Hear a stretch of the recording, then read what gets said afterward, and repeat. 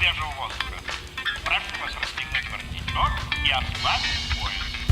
bien, c'est un événement qui est très très important. Je ne le dis pas pour faire plaisir à quelqu'un ou à quiconque, mais pour souligner que dans cette période où l'actualité est focalisée sur la violence en Méditerranée, la Syrie, l'Égypte, la Palestine, la Tunisie, en tout cas l'inquiétude, sinon la violence, eh bien, il est réconfortant de voir que d'année en année, il y a des espaces de discussion sur un sujet qui devrait être plus présent au cœur de l'information, parce qu'il faut penser à nos concitoyens qui ne voient que des images de violence, de l'islam, déformées par la violence, ou caricaturées par la violence, ou de la guerre. Et donc, nous avons tout intérêt à dire, oui, il y a une autre Méditerranée possible. Mais d'abord, il ne faut pas plaquer sur des pays du Sud. Nous ne sommes plus à l'époque post-coloniale où les Européens, Bruxelles ou Paris apportaient des solutions prétendument aux pays du Sud.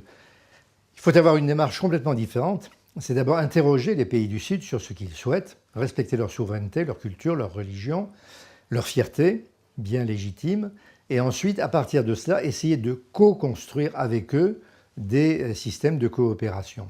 Et donc, c'est ce que nous essayons de faire, nous, depuis 15 ans que je suis président de cette région, avec tous les accords de partenariat qui ne sont pas des jumelages sympathiques, mais un peu folkloriques, ce qui n'est pas un terme péjoratif, des accords de coopération qui vont du Maroc, avec la région de Tanger-Tétouan, qui connaît une expansion formidable avec la volonté du roi du Maroc, l'Algérie, qui dispose de moyens très importants, humains, mais aussi financiers, la Tunisie, qui doit être soutenue dans son évolution, la Libye, etc. Je peux aller jusqu'à Israël, avec lequel nous avons une très bonne coopération, avec Haïfa notamment, et la Palestine avec Hébron.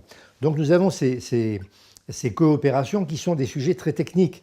On ne parle pas de grandes politiques qui fâchent, on parle de choses au quotidien.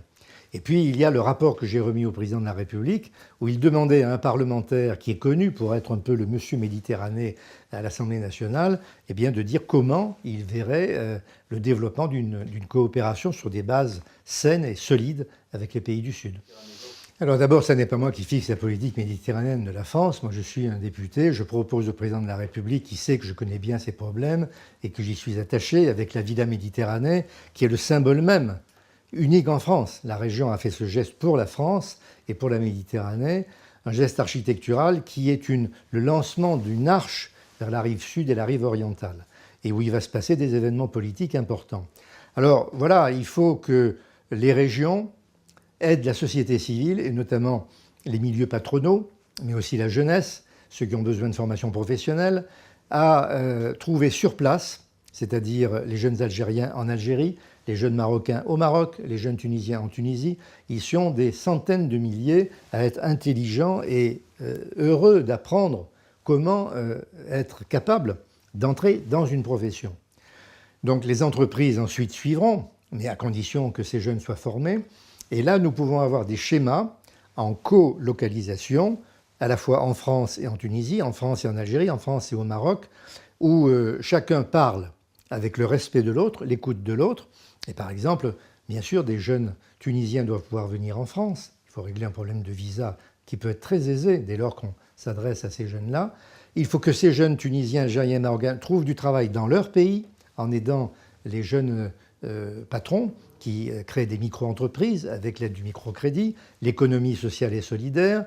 Et puis, il faut aussi qu'il y ait un flux de jeunes Français qui aillent.